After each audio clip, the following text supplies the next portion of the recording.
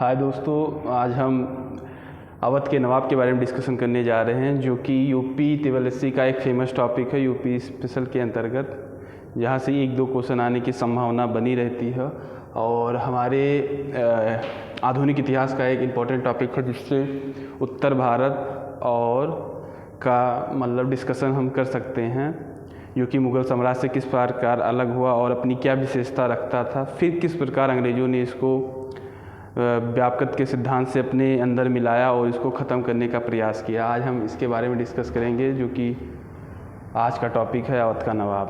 Okay,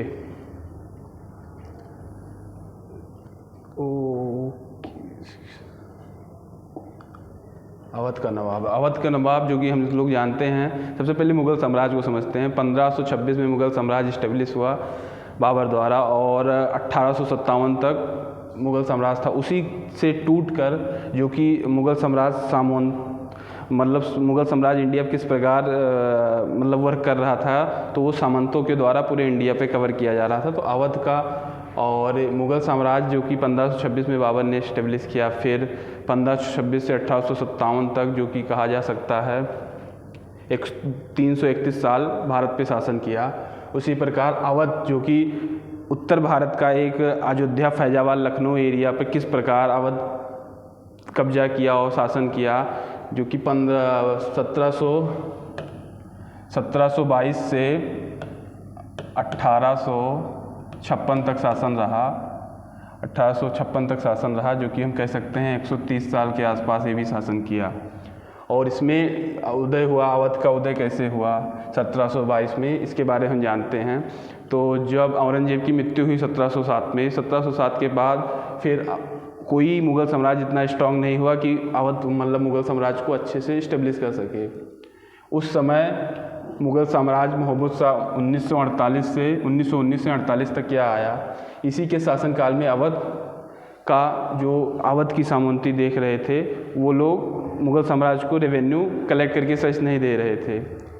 तब उस समय शहादत खान ये एक नॉर्मल से पद पे अवध मुग़ल में था। उसके बाद इसको मुग़ल साम्राज्य मोहम्मद शाह रंगीला ने काम दिया कि आप अवध को देखिए। फिर ये इधर आया और फिर ये यहाँ से विरोध हुआ, यहाँ के सामंतों से वो कांटेक्ट किया, बातें किया, फिर उनसे लड़के फिर रेवेन्यू डायरेक्ट कलेक्ट करके ये मुग़ल साम्राज्य मोहम्मद शाह रंगीला को देने का प्रयास किया, जिसमें यह सफल रहा। फिर इसे 1722 में अवध का सूबेदार किसने बनाया, मोहम्मद शाह रंगीला ने बनाया।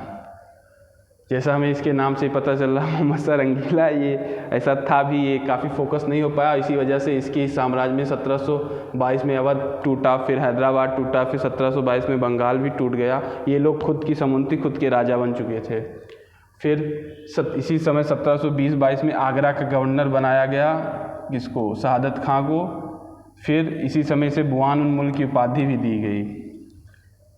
फिर अवध में ये सारी व्यवस्था को किस प्रकार सही किया, यहाँ पे जमींदार जो थे, जो रेवेन्यू कनेक्ट करके मुग़ल साम्राज्य को देना चाह रहे थे, वो नहीं दे रहे थे और किलेबंदी बना रहे थे और सारी मालगुजारी अपने पास रख रहे थे। इसी को व्यवस्थित करके शहादत खां मुग़ल साम्राज्य को दिया और उनकी नज़रों में हिट बन गया। फिर ये यहाँ हो गया, फिर ये अपनी नई राजस्व प्रणाली, रेवेन्यू सिस्टम को जनरेट किया। 1723 में अवध को व्यवस्थित करने का प्रयास किया। फिर इसी समय नासिर शाह के आक्रमण के समय यह दिल्ली चला गया और इसे बंदी बना लिया गया। किसको बंदी बना लिया गया, शहादत खां को। फिर 1739 में शहादत खां की मृत्यु हो गई। फिर इसका कोई बेटा नहीं था। Second slide.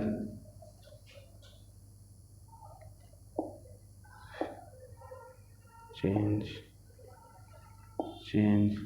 फिर सेकेंड आता है, सेकेंड नवाब, जिसको कहते हैं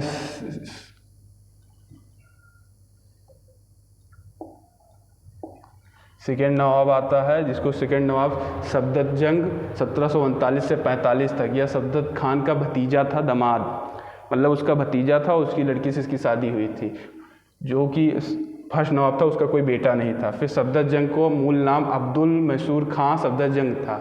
यह मोहम्मद शाह मुग़ल का अवध का नवाब घोषित किया। मोहम्मद शाह जो था उसे मुग़ल का नवाब इसने घोषित किया। फिर 1722 में इसने पटना पर अधिकार कर लिया। अब ये अपना दायरा बढ़ा रहा है, अपना एरिया विस्तार कर रहा है। फिर 45 पर रोहिल्लों पर सैन्य अधिमान किया, आक्रमण किया और वहाँ सफल रहा। फिर अहमद शाह अब्दाली जो कि अफ़गानिस्तान से आता है, यह नादिर शाह का वंशज रहता है और इसने इस समय मुग़ल बादशाह भी अहमद शाह नाम का था। इस पर आप कन्फ्यूजन मत कीजिएगा। इस पर सफदरजंग फिर गया और इसकी हेल्प किया, फिर ये भाग गया। ये अफ़गानी शासक था, नादिर शाह का वंशज था अहमद शाह अब्दाली। फिर इसी कारण मुग़ल बादशाह सफदरजंग को वज़ीर का पद देता। वज़ीर का पद मुग़ल साम्राज्य में सबसे बड़ा पद होता था। फिर अवध का नवाब मुग़ल शासक का वज़ीर बन गया। उसके बाद इसी समय जो और सारी शक्तियाँ थी, मराठा शक्तियाँ, जिसमें मराठा आते थे, मराठा भी इस समय टूट चुके थे। मराठा, सिंधिया, मल्लाओ, इनमें मैत्रीपूर्ण संधि की गई। फिर मराठा 2501 दिन का मराठा को ये लोग देते। अब मराठा से ये लोग मैत्रीपूर्ण संबंध क्यों किए जब ये इस्टेब्लिश हो रहे थे? क्योंकि इन्हें पता था अगर हर जगह साथ में युद्ध करेंगे तो ये पकड़ लिए जाएंगे, मतलब कि ये ग्रोथ नहीं कर पाएंगे। और जाट जो कि हमारे पश्चिम एरिया में थे, इनसे भी ये लोग मैत्रीपूर्ण संबंध किया। और 25,000 पर दिन मराठा को, 15,000 पर दिन जाटों को देने का ये लोग संधि कर लिए। फिर पेशवा की संधि हुई। अहमद शाह अब्दाली के विरोध में पेशवा मुग़लों का साथ देंगे कि जब ये अहमद शाह अब्दाली इंडिया में आक्रमण करेगा तो पेशवा मुग़ल का साथ देंगे। ये इनका एक संधि हुई। फिर पेशवा अवध के नवाब, जो कि अवध का नवाब कौन था? सादत खां था। भारतीय पठान राजपूत और के विद्रोह में पेशवा साथ देंगे। सफदरजंग ने पेशवा को 50 लाख, साथ साथ पंजाब, सिंध और उत्तर भारत के कुछ जिलों में सरदेशमुखी और चौथ दिया। सरदेशमुखी रेवेन्यू होता था, मतलब टैक्स होता था, और चौथ भी। सरदेशमुखी 1/10 और जो चौथ है 1/4 होता था। मतलब आप 100 रुपये कमा रहे हैं तो 25 रुपये मराठा को दे देंगे। ये इसको बोलते थे सरदेशमुखी। फिर नेक्स्ट आप जाएंगे। फिर पेशवा को अजमेर और आगरा की सूबेदारी मिली। उसी समय सफदरजंग के विरोध में, भाई अब ये वजीर था सफदरजंग,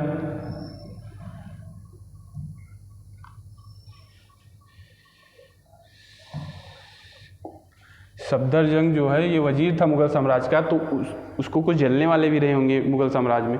तो उन्होंने पेशवा की तरफ एक शर्त रखी कि अगर आपको इलाहाबाद और अवध की सूबेदारी चाहिए तो आप इसकी सफदरजंग का साथ मत दीजिए। इस समय अवध में एक लखनऊ तहजीब फेमस हुई जो आज भी फेमस है, और सफदरजंग के समय प्रारंभ हुई। फिर 1661 में पानीपत का ठल युद्ध हुआ। मराठा इसमें हार गए क्योंकि यहाँ सफदरजंग मराठों का साथ नहीं देता, क्योंकि पेशवा को से वो चीटिंग कर गया इलाहाबाद और अवध और इलाहाबाद लेने चक्कर में। फिर ठंड आता है शुजाउद्दौला। शुजाउद्दौला 1754 से 75 तक आया। ये तीसरा अवध का नवाब था। शुजाउद्दौला सफदरजंग का बेटा था।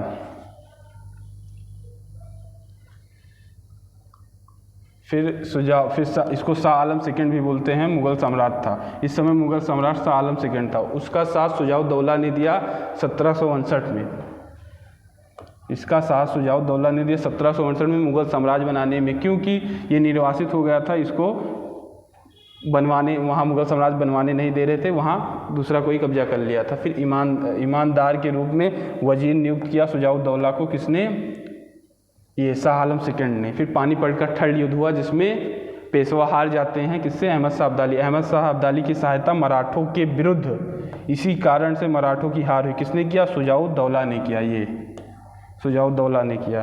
फिर आता है बक्सर का युद्ध जो वहाँ अंग्रेज़ों से और चल रहा था।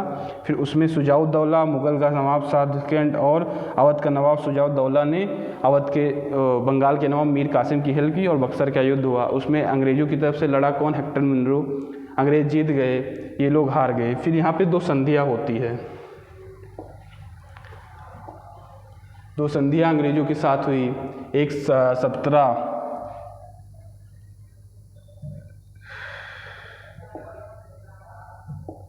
अंग्रेज़ों के साथ 2 संधियाँ हुई 1765 में शाह आलम सेकंड के साथ, और 1765 में 2 संधियाँ हुई। शाह आलम सेकंड, मतलब शाह आलम सेकंड कौन था? ये मुग़ल का नवाब था। मुग़ल के नवाब को दे दो, मतलब इलाहाबाद और कड़ा अवध के अंतर्गत आता है। इसको शाह आलम द्वितीय को दे दो। अंग्रेज़ों ने किससे संधि की? अवध के नवाब से। फिर 1773 में बनारस की संधि हुई शुजाउद्दौला और वारेन हेस्टिंग के बीच।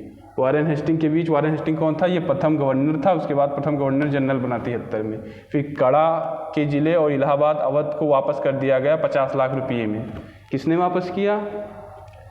मुग़ल के नवाब ने 50 लाख रुपए किसने दिए? अवध के नवाब ने मुग़ल साम्राज्य को दिए। फिर अवध के नवाब ने रोहेलों के विरुद्ध कंपनी का साथ दिया, इसीलिए कंपनी को शुजाउद्दौला ने 40 लाख रुपये दिए। अब ये रोहेल कहाँ से आ गए? अब रोहेलों पर अंग्रेज आक्रमण करना चाह रहे थे एक्चुअली, लेकिन वो कर नहीं पा रहे थे क्योंकि रोहेल स्ट्रॉन्ग थे। तो उन्होंने किसको मिलाया? अवध के नवाब शुजाउद्दौला को, क्योंकि ये लोकल था, ये अपनी इसकी सहन शक्ति थी।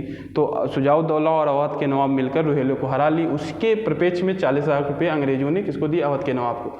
फिर 1774 में अवध ने रोहेलखंड पर आक्रमण किया और मीरन कटरा में रोहेलों से युद्ध हुआ। सरदार हाफिज अहमद खान मारा गया। फिर इस युद्ध में हाफिज खान मारा जाता है और रोहेल अवध पर हिस्सा बन जाता है। फिर 1775 में इसकी मृत्यु हो गई। किसकी? शुजाउद्दौला की। फिर चौथा नवाब आता है। अभी तक राजधानी फैजाबाद अयोध्या ही थी। चौथा नवाब आता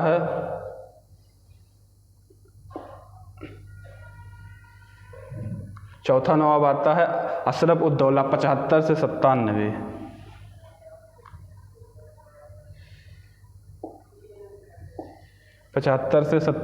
तक। यह शुजाउद्दौला का बेटा था। इसने राजधानी 1775 में फैजाबाद से लखनऊ ट्रांसफ़र कर दी। फिर फैजाबाद की संधि हुई 75 में। बनारस पर अंग्रेज़ों का सिरबुर्ता हो गई। बनारस जो था वो अवध में आता। अब अवध का एरिया कहाँ से कहाँ तक था? अगर हम इसको समझना चाहते हैं तो सबसे पहले हम पीछे चलते हैं, आपको दिखाते हैं। ये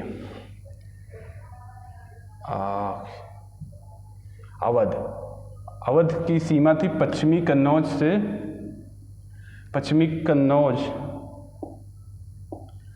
कन्नौज से लेकर पूर्व में कर्मनाशा नदी के बीच तक। अब आप लोग पूछेंगे कर्मनाशा नदी कहाँ? कर्मनाशा नदी कैमूर की पहाड़ी बक्सर से निकलती है। वहाँ तक अवध का साम्राज्य था। अब इतना लंबा एरिया था तो बनारस वगैरह इसी के अंतर्गत आते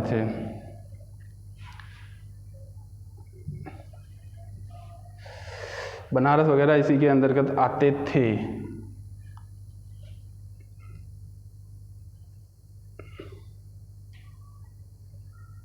तो